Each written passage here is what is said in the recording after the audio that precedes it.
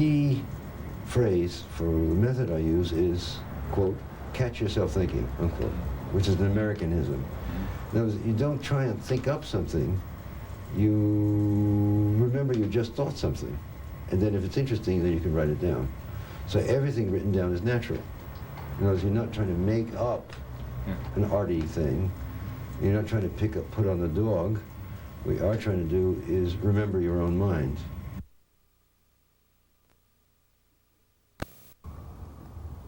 It's as though one falls into poems of, this is very old-fashioned and traditional and very immediately recognizable when dealing with that which approaches the inexpressible and is very intense. I don't believe that poems are made exclusively by will. And I think that what you have to do is harness every force of your conscious and unconscious mind.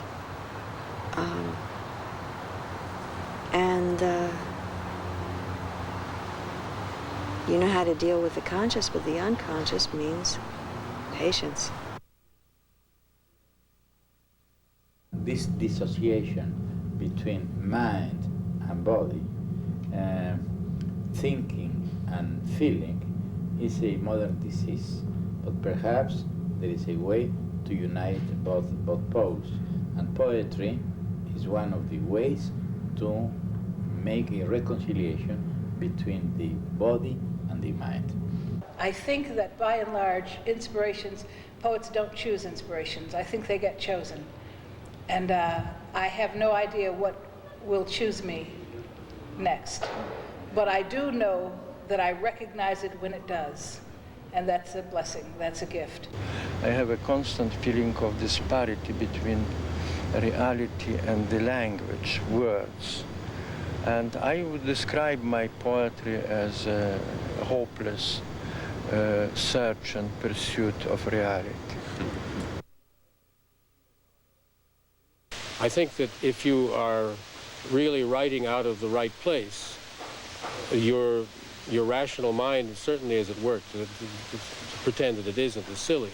But your rational mind is not running everything. And that there's part of it which is coming out of places that you don't know at all, which are intuitive and which are not probably limited by your own personality.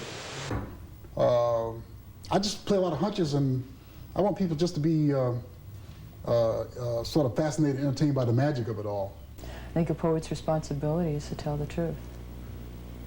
Poets are always hoping to change the world a little bit, or change the point of view or perspective. And then the notion of duality, you know, the rub between myself and you, myself and other, how I view, you know, the world and my experience as a kind of, you know, there's a kind of oneness there, but then there's that rub that's constantly taking place. You know, why am I so separate? And I have one poem that's, you know, alone, separate, popped in this illusion to clarify speech. It's a form of possession, and initially it has to be a form of possession because writing and language was around before everybody in this room was born, you know, and it was around before all of our parents were born. So it's got to be something that gets a hold of us, since poetry is an art form, and it, you know, has been around attached to the language for almost as the origins of each of the languages that are on the planet. And in a sense, it's things that grab us, and that is, I didn't grab it, you know. I'm a victim of this, like many others. So. I think of poetry as being the, you know, the compulsory and elementary cry of the human being about what it is to be here on Earth. It's like the same process like falling in love. Absolutely, it's the same. You know, you see something, you experience something, you hear something, you touch something, and suddenly the words come, and it's the same. I would say it's the same like falling in love. You suddenly feel very excited. You feel very hot and very cold, and almost a shiver and happiness together with some kind of fear. I think of poetry certainly as as a huge enterprise that people have undertaken in the struggle against death.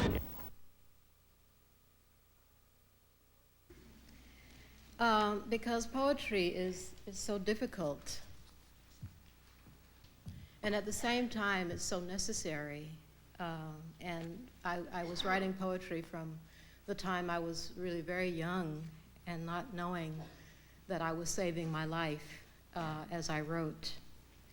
And actually it took me many, many years to understand how poetry comes to be. And I wrote this poem. Letting go in order to hold on.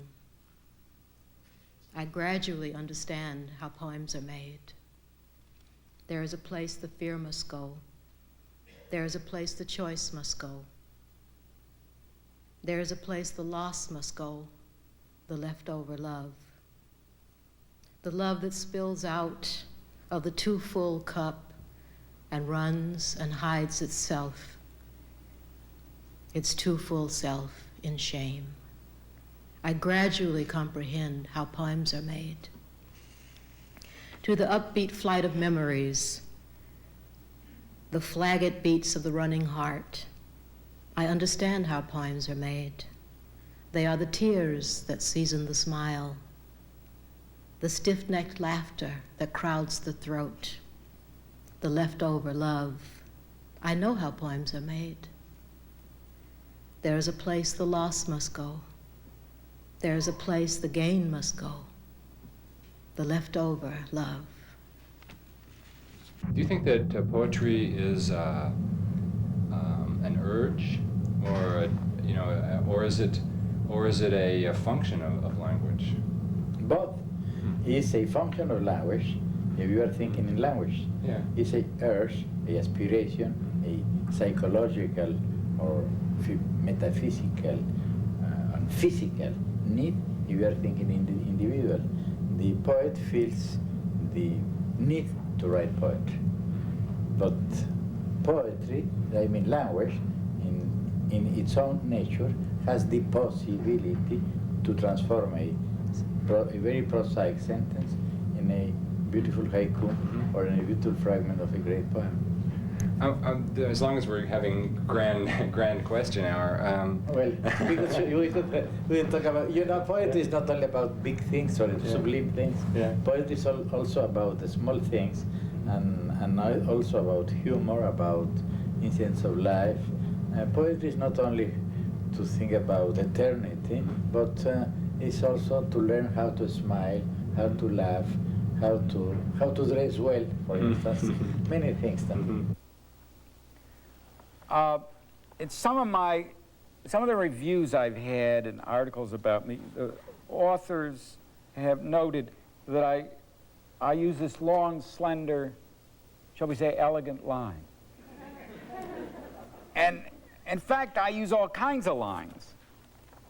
I mean, look, here I got lines of different length, and then I have long, fat lines, but they're always talking about his long, elegant line, and they're theorizing about it. I mean, look at those long lines. Somebody asked me once, I think you use those long lines because the New Yorker pays by the line, the little skinny lines. You know. I denied that, but it was clearly on the, on the money, as they say. I mean, you write in long lines when you feel like writing in long lines, and little skinny ones when you, it depends on how you're feeling. If you feel you want to really race down a poem, use these little ones. If you feel you haven't got much to say, if you're just bursting with so much detail and then of course the lines are pushed farther out. You just can't get it into those little lines. But anyway, this little poem accounts for the long, elegant, and look at me, I'm a very long, elegant man. I'm about 5'9". Mark Strand should really be using this line, don't you think? I mean,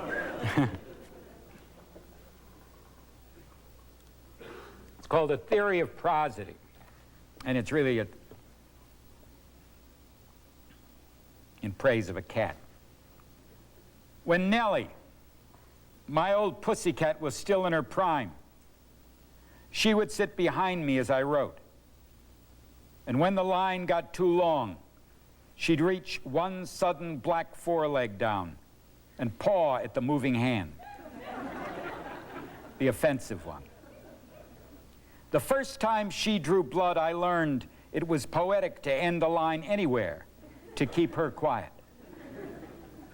After all, many mornings she'd gotten to the chair long before I was even up. Those nights I couldn't sleep, she'd come and sit in my lap to calm me. So I figured I owed her the short cat line. She's dead now almost 9 years. And before that, there was one during which she faked attention and I faked obedience. Isn't that what it's about? Pretending there's an alert cat who leaves nothing to chance.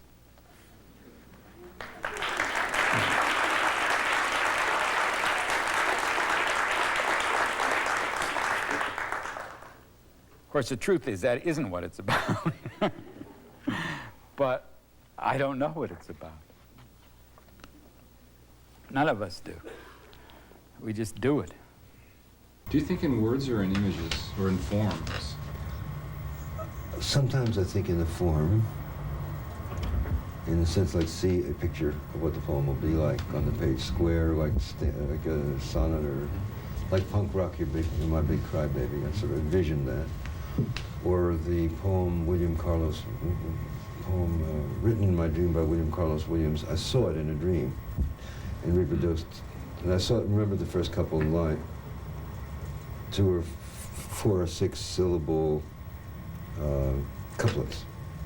So I saw that literally, visually, including the words for the first stanza. Then I skated on and made the rest.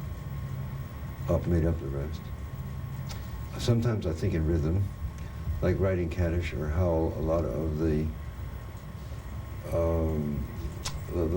vowels collected themselves around a forward pulsation of rhythm, and the consonants collected themselves around the vowels as I mouthed them in my body. You know, Moloch, whose eyes are 1,000 blind windows. So it's got to be followed by da-da, da-da, da-da-da, da-da, da-da-da, or some sequence of cadence. So I try to, that's intuitive, you know, like you make up as you go along, like a blowing, like saxophone. Moloch, whose skyscrapers stand in the long streets like endless Jehovah's. Moloch, da-da-da-da, da-da-da, da-da-da. Moloch, whose factories dream and croak in the fog. Da-da-da-da-da. I don't know, Moloch, whose cities are crowned with smokestacks and antennae. So you can shift them around, but basically there's this pulsating cadence forward rhythm that's prior to the selection of the idea, picture, word, vowel, and consonant. I think probably it's the cadence first, the vowel next, a consonant or two scattered in there next, suggesting a word, suggesting a picture, suggesting how to fill the rest in. Wow. That's probably what Olson said, out of rhythm comes image. Really? Yeah, possibly. Yeah. Out of rhythm comes image, and out of image comes knowing. Uh-huh. Yeah. I don't know if this is too theoretical or if it's accurate, but Voznесensky once asked me, coming down the elevator in his house in Moscow, what language I think in, like you said. And being smart alecky, I said, well, Spanish sometimes, which I do. English. He said, oh, I think in rhythm. Huh. You know, kala kala, you know, the Moscow bells. I think most poets do think somewhat in rhythm. Certainly Kerouac did. In fact, he would mouth syllables not knowing what they meant, like the mad road keening ahead in a seizure of tarpaulin power, which was one of his favorite lines, I think, from Visions of Cody. He may have put it in On the Road. And he didn't know what the word tarpaulin meant there until he realized a truck going along the road down Wasatch Mountains toward Salt Lake carrying pipes or something would have a tarpaulin wrapped around it. So in a seizure of tarpaulin power. But he really was interested in that. He told me, pointed that line out to me and said, when he wrote tarpaulin, he didn't know what it meant. So he was rolling ahead on the vowels, which was in that, again, another one of those slogans, move with rhythm, roll with vowels, or roll ahead with vowels. I'm good at rolling ahead with vowels. Poets that are not so interesting don't have that vowelic breath. See, I think I recognize a certain kind of great prophetic spiritual poet by the solidity of the vowels and the length of the breath. Spiritual in the sense of spiritus, meaning breathing in Latin. Spirit, the root of spirit is breathing. So a spiritual poet is a poet of unobstructed breath. And unobstructed breath would come through, like in Kerouac or Thomas Wolfe or Hart Crane or Shelley, in a series of great, long, assonantal vowels that brought the rhythm forward to a triumphant conclusion at the end of the stanza. My poems don't start as ideas, quote, ideas, verbal notions. They start as images, pictures, and not simple pictures, but complex pictures. They start as perhaps little envisioned or imagined enactments, movement, knots and complexes of thought, image, feeling, and rhythm. And in some of my poems, what has driven behind the origin of the poem has been a rhythm. And the rhythm, as it comes out, causes the rest of the poem to follow into that. And so rhythm, is in some very real sense primary. And one goes, in a 20th century poetry career, like mine, or like lots of other people's, I think we have experienced that the changes in style that we have gone through over a lifetime, I've gone through 3 or 4 different periods of poetic style, that those rhythms are reflective of deep things in us, where we were at that time in our life. You could do maybe someday a psychoanalysis of the form. I can only sort of guess at it, that certain forms reflected certain conditions of my psyche, and other lines reflect other conditions of one's psyche at different times. So it's kind of it's an interesting mystery. In 20th century style poetics, how you find your form. People talk of it sometimes as finding your voice. I think that finding your quote voice and finding your quote form or forms are very close. When you write poems, do you begin from an image or from a phrase, or does it vary, or is there any way you can speak to that? I would have to say almost neither. I begin from a purpose, because I already have a purpose as a poet, and I have an area of orientation. A poet begins to write poems, and he sort of like writes a little poem all about a little subject or the other, something that steered his mind and imagination, a little preoccupation. But eventually this poet will begin to add up all those little things that have instigated him to write.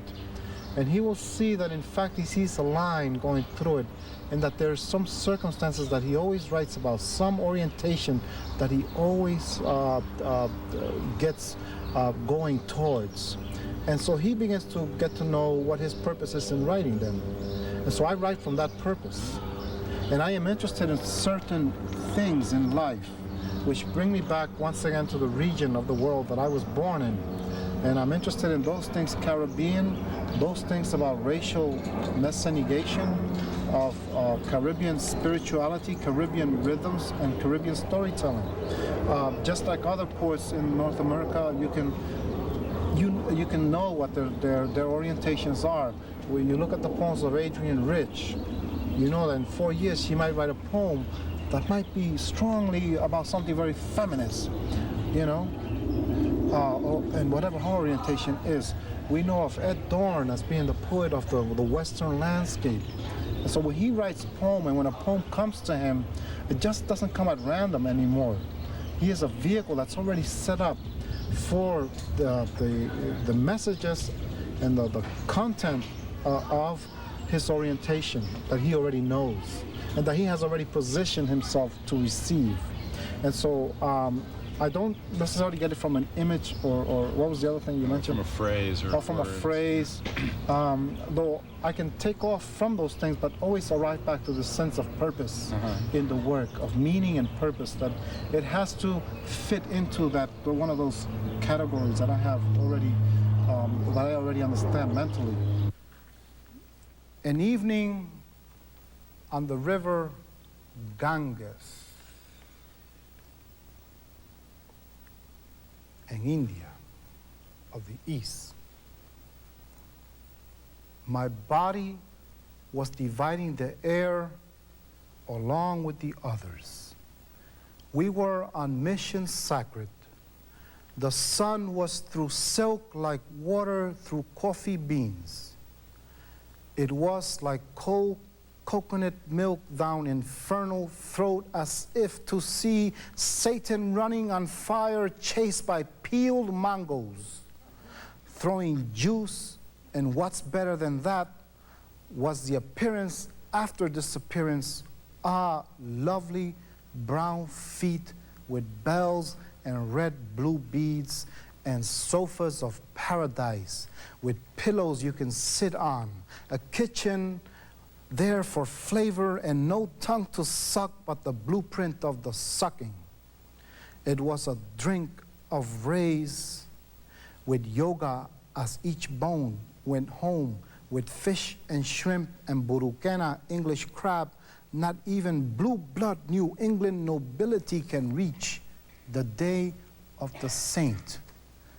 With sitar running up spine, philosophic embrace of people dancing beyond their meat, diving and bolting out like electric wet, with symbols, pirates, mothers, gypsies, and give pleasure later after the rapture, grazing with moisturizing looks that kings sent for. Collapsing, fainting in front of the flow, I call her name. I call her name as the fragrance of coffee awakes me into the aguas buenas morning, where across the street my grandfather, Julio el Bohemio, made cigars once and thus forever. What's the longest it's ever taken you to write a poem? On paper, after getting it on paper? Well, yeah, no, from the time you started thinking about it. Oh, like Hieroglyphic, the one that I wrote. I had those dreams when I was 5 years old. Around 5 years old. How can you remember your dreams from when you were 5 years old? Because they're intense. And sometimes that world to me is much stronger than this world. Huh. Do you think of dreams as like a field or like a door that opens, or? I think it's another reality that exists simultaneous with this one. That you can only enter when can you enter when you're not asleep? Some people can. Can you? Oh, poetry is a way of doing it.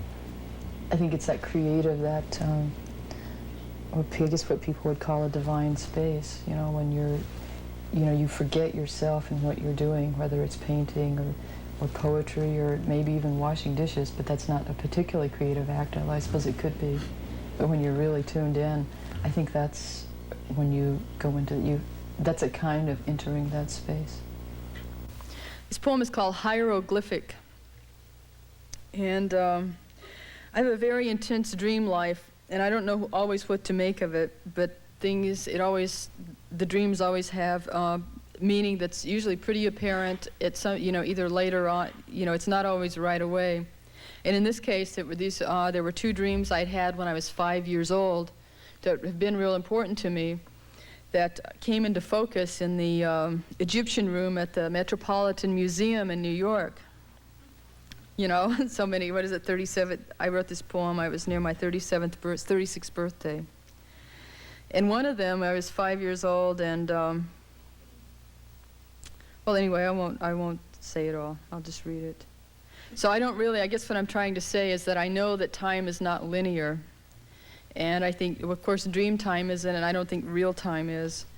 And I'll read the poem. And it's for June Jordan. June, I don't have to use magic burned into roots of antelope words to tell you what I mean when I say I met myself in the Egyptian room just a few days before my 36th birthday.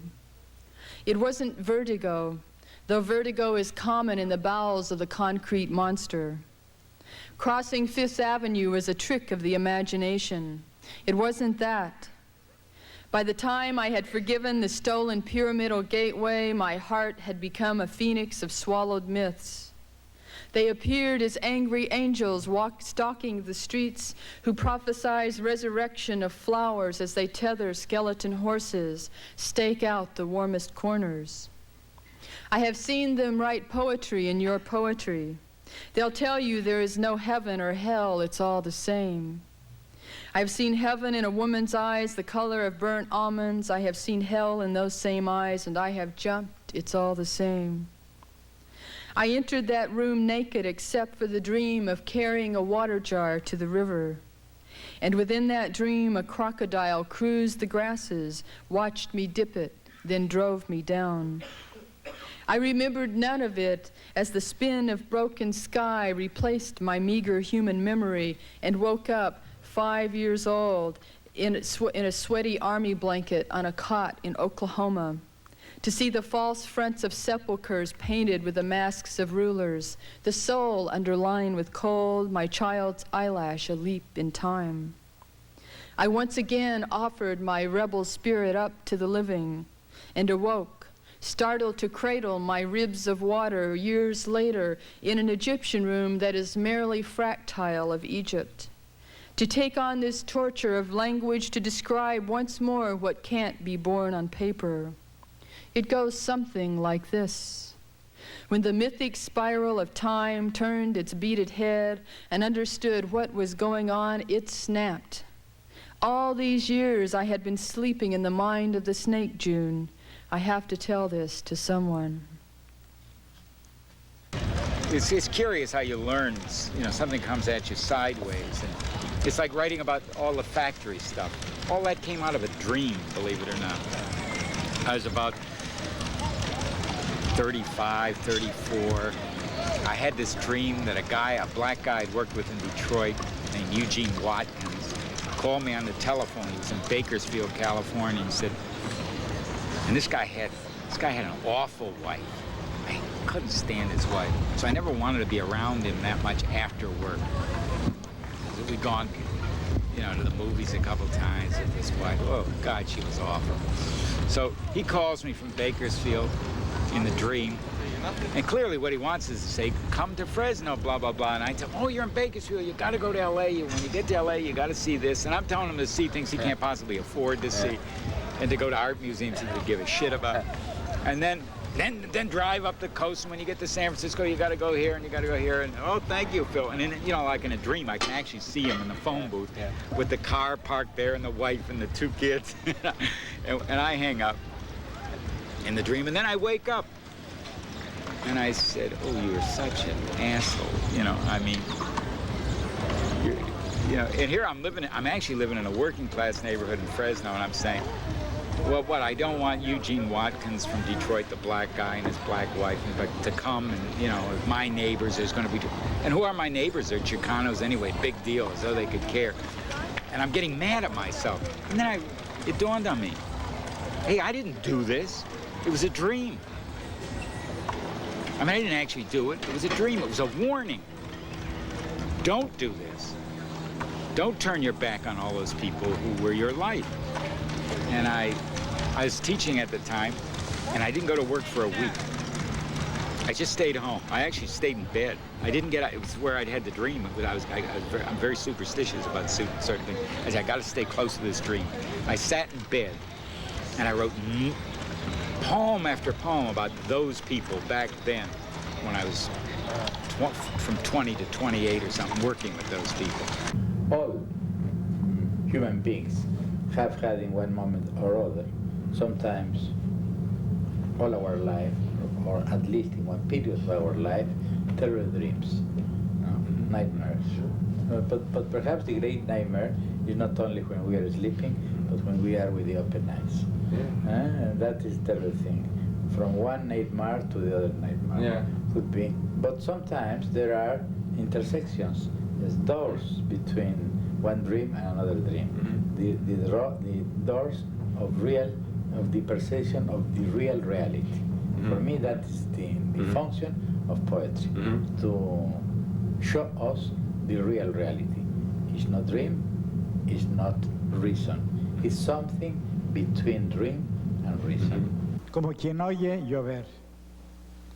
Óyeme como quien oye llover, ni atenta ni distraída, pasos leves, llovizna, agua que es aire, aire que es tiempo, el día no acaba de irse, la noche no llega todavía, figuraciones de la niebla al doblar la esquina, figuraciones del tiempo en el recodo de esta pausa, óyeme como quien oye llover, sin oírme, oyendo lo que digo con los ojos abiertos hacia adentro, dormida con los 5 sentidos despiertos, llueve, pasos leves, rumor de sílabas, aire y agua, palabras que no pesan, lo que fuimos y somos, los días y los años, este instante,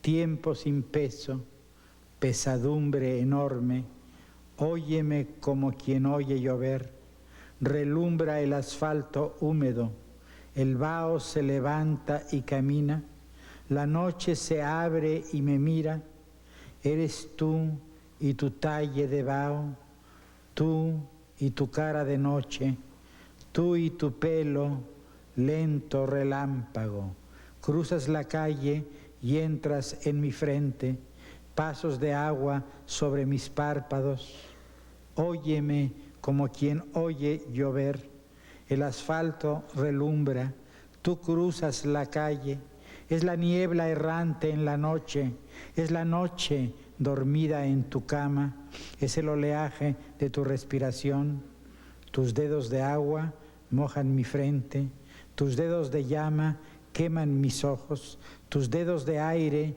abren los párpados del tiempo, manar de apariciones y resurrecciones. Óyeme como quien oye llover. Pasan los años, regresan los instantes, oyes tus pasos en el cuarto vecino, no aquí ni allá, los oyes en otro tiempo que es ahora mismo. Oye los pasos del tiempo, inventor de lugares sin peso ni sitio. Oye la lluvia correr por la terraza. La noche ya es más noche en la arboleda. En los follajes ha anidado el rayo. Vago jardín a la deriva. Entra, tu sombra cubre esta página. Do you find that you get into habits of writing, like where your, where your poems will? I mean, it's almost. It seems like there's almost like an unmarked trail, where like you hit certain changes. I mean. Yeah. Well, I mean, once a habit becomes identifiable, then it's no longer a discovery. Then you do something about it. And one of the things, and I know this isn't just exclusively my idea. One of the things you do when you put a manuscript together is go through it looking for those habits of syntax, repeating words, ways of shaping a poem. And you forbid yourself recourse to any of them. And that can be quite paralyzing for a while. So after each book, there's the checklist.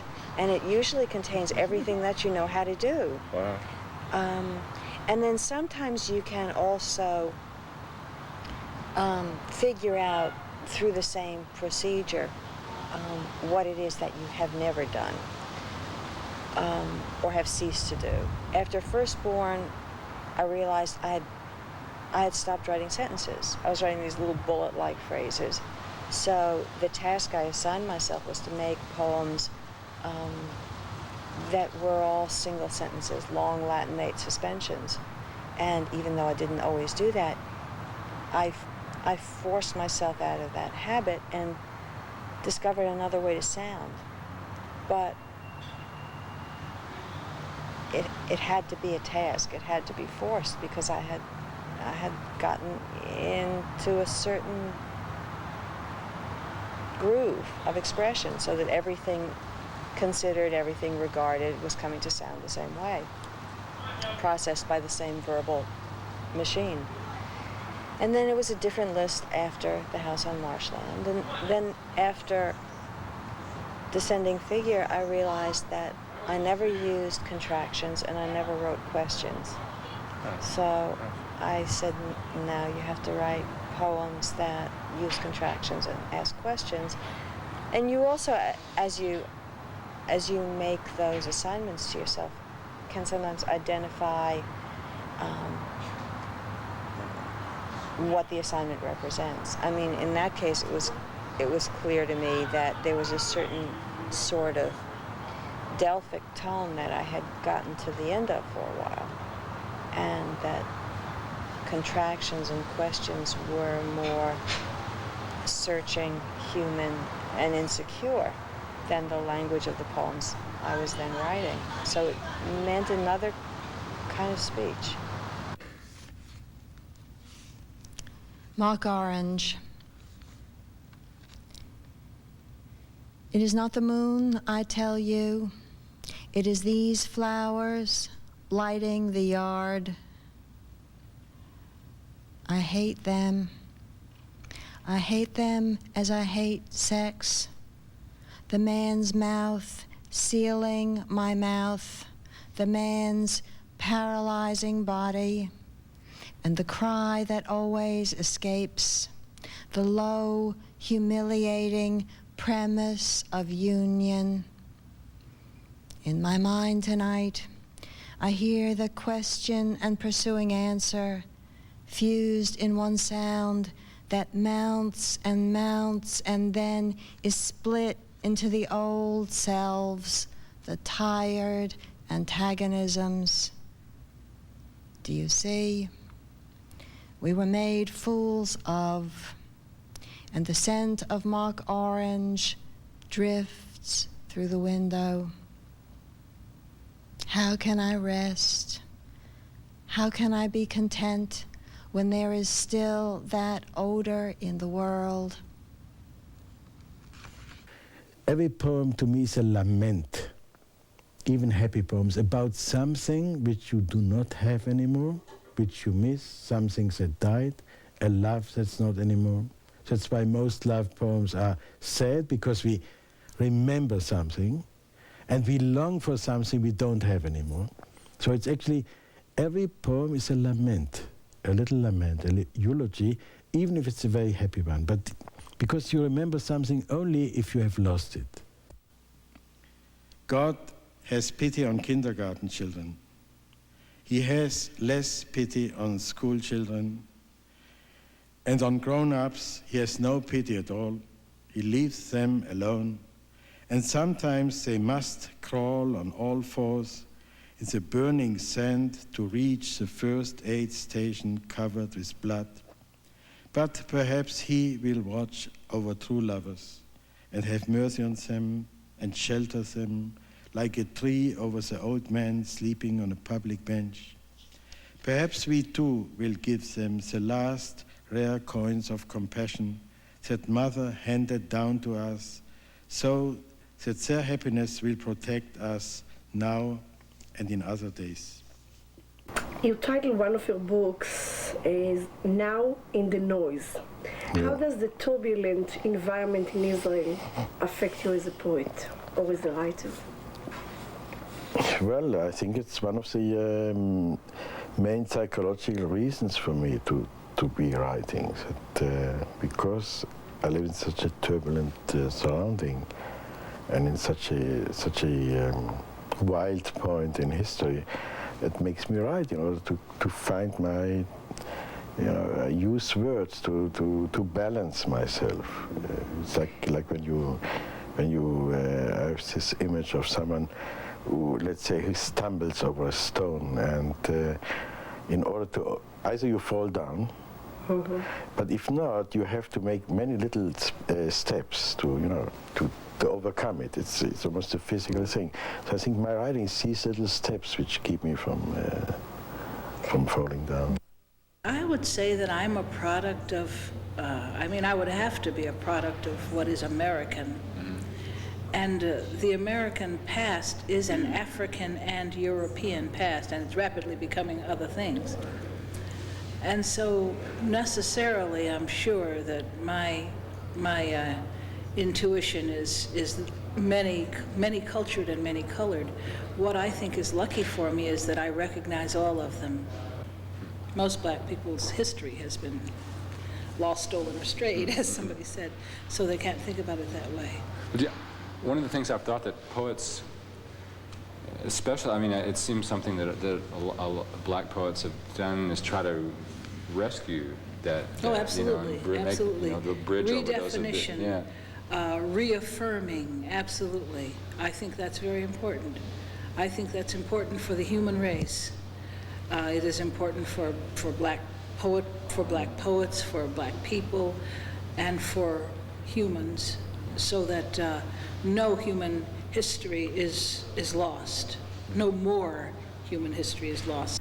I've been in California almost 4 years, and I am very fond of the Pacific Ocean. I think that's a great ocean.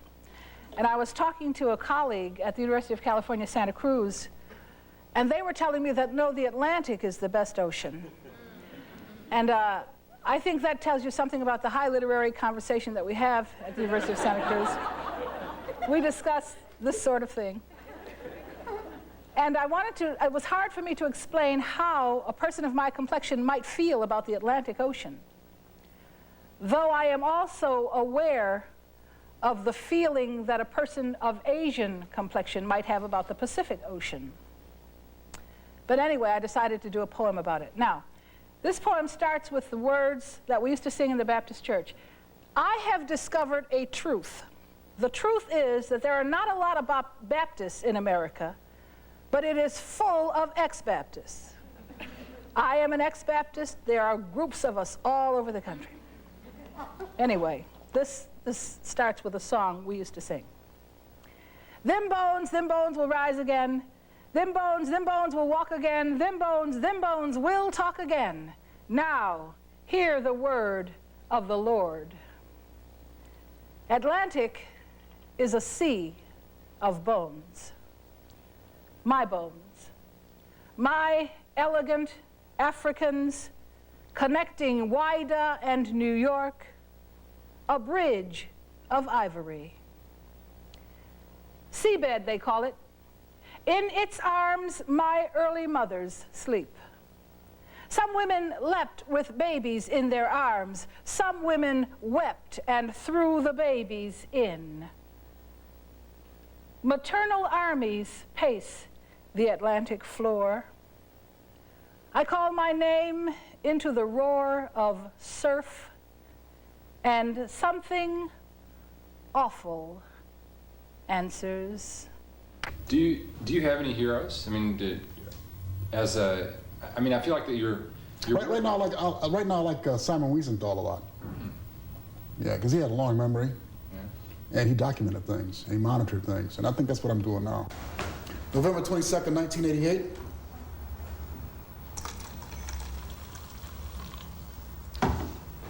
In California, the day looks as though it's seen a ghost. An obstreperous storm is heading for the Sierras. The forecast is cloudy, gloomy, and gray.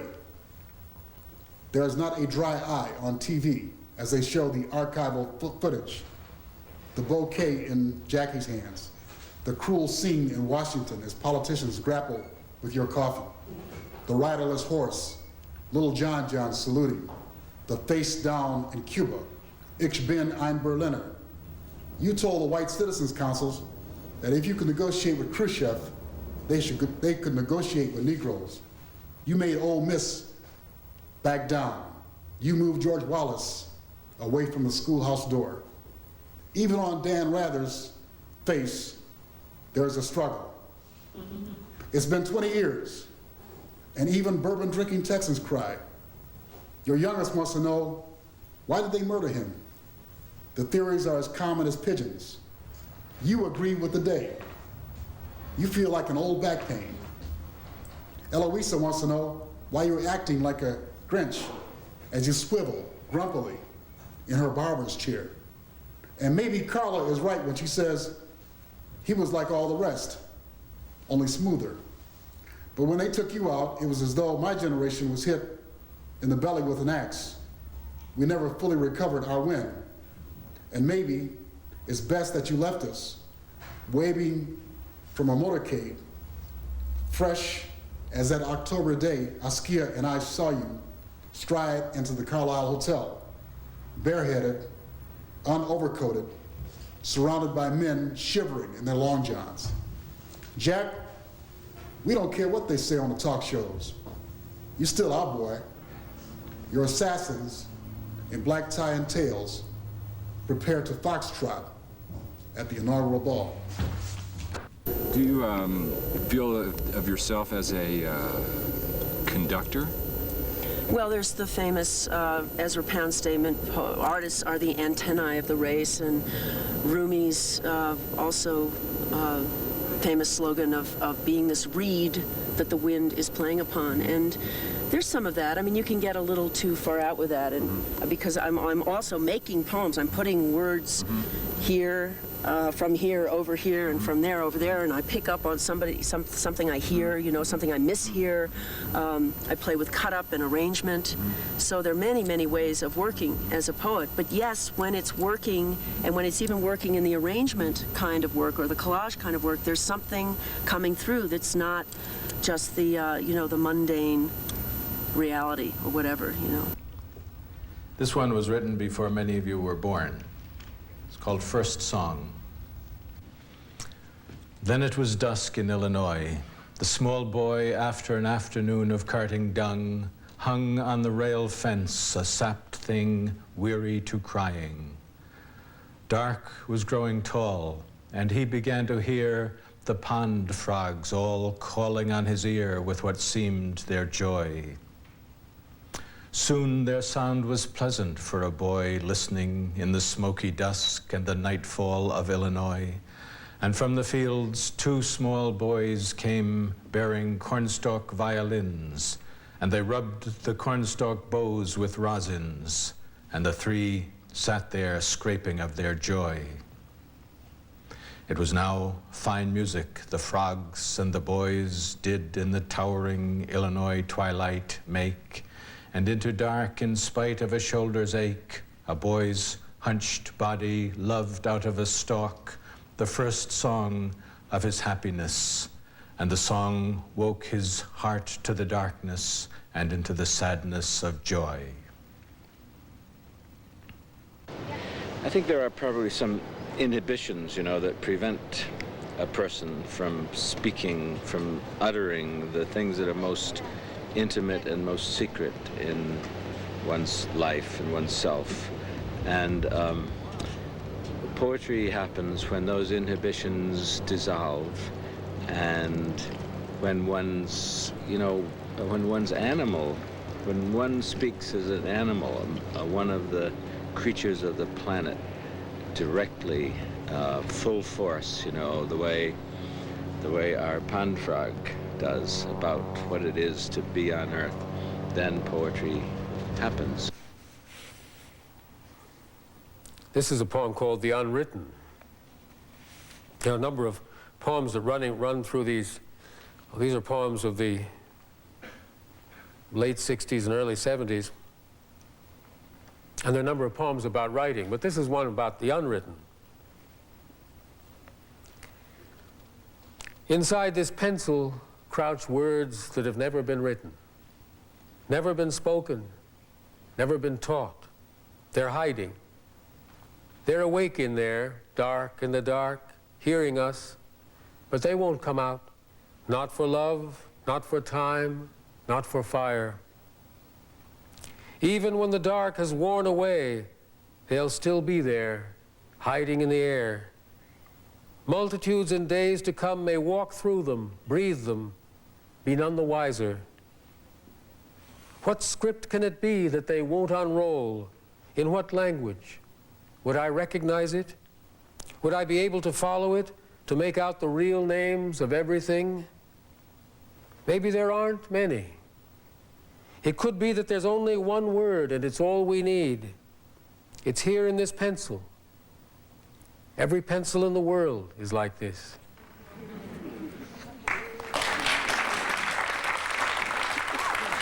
I think poetry came as language came.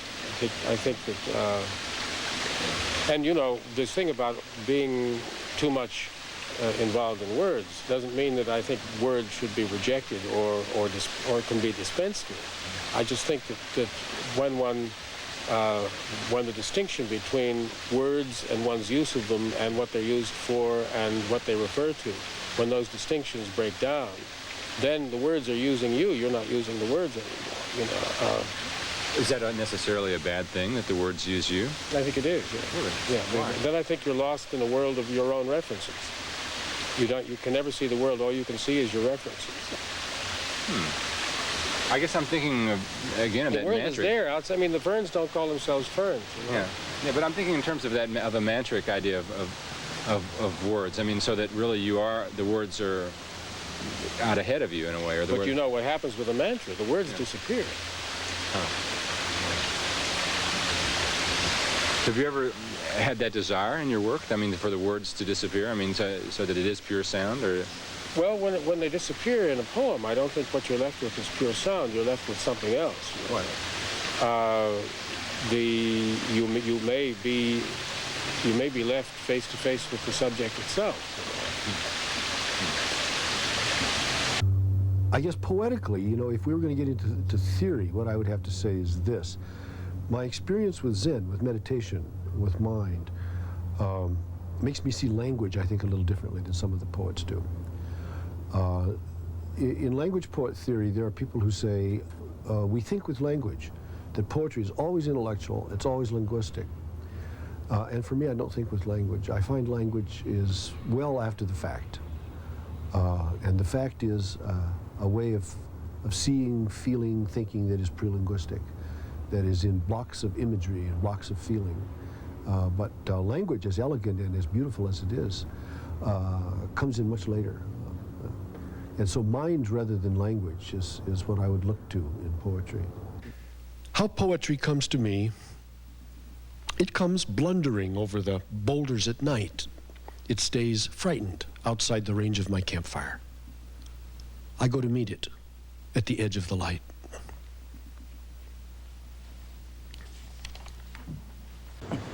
What do you find is the strongest fuel for your own work?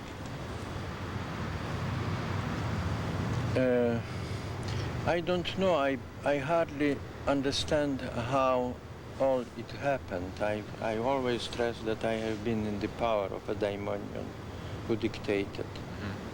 Do you ever try to call up that daimon? I don't know. I don't know who he is. But it's a he?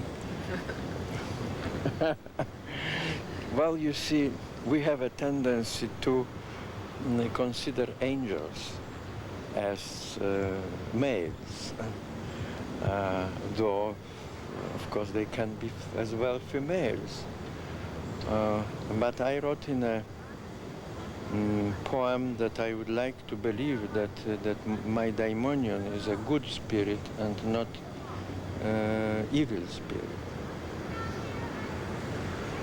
You said that you have said that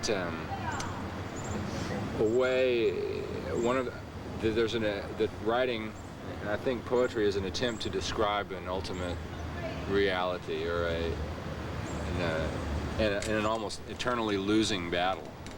Do you think that when you look back on your work? I mean, do you feel that it's been like a series of tragic failures? I mean, you seem to say it's an impossibility to really accomplish. That striving is the most important, and as to the achievement, I don't know. And there is a constant striving, and I believe that I would like to believe that with my death I would discover ultimate reality. Because I feel that ultimate reality is behind this tree and inside the tree, and I would like to reach that ultimate reality. Poetry was part of that reaching, going to the other side, so to say, of the curve.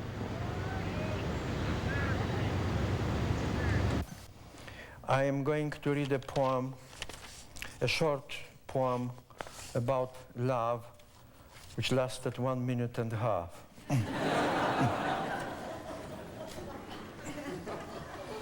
And it takes place in a Parisian metro.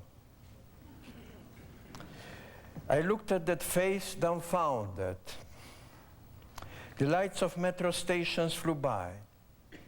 I didn't notice them.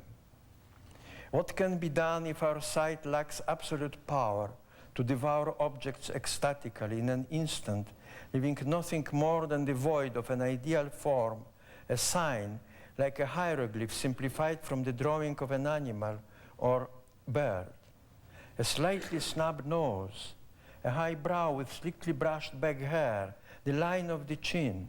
But why isn't the power of sight absolute? And in a whiteness tinged with pink, 2 sculpted holes containing a dark, lustrous lava. To absorb that face, but to have it simultaneously against the background of all spring balls, walls, waves, in its weeping, its laughter, moving it back 15 years or ahead 30. To have. It is not even a desire, like a butterfly, a fish, the stem of a plant, only more mysterious.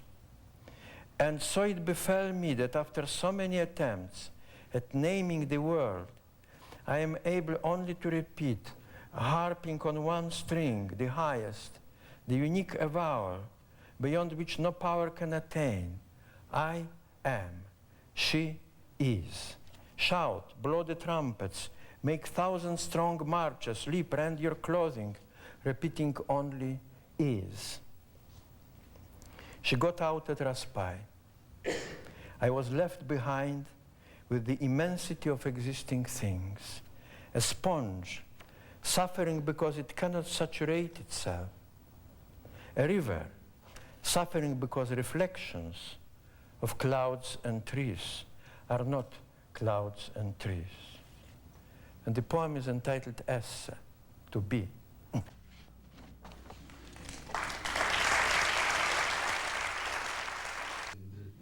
Hanoi hates Peking, where the god Mao has died.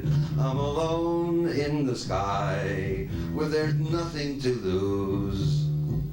The sun's not eternal, that's why there's the blues.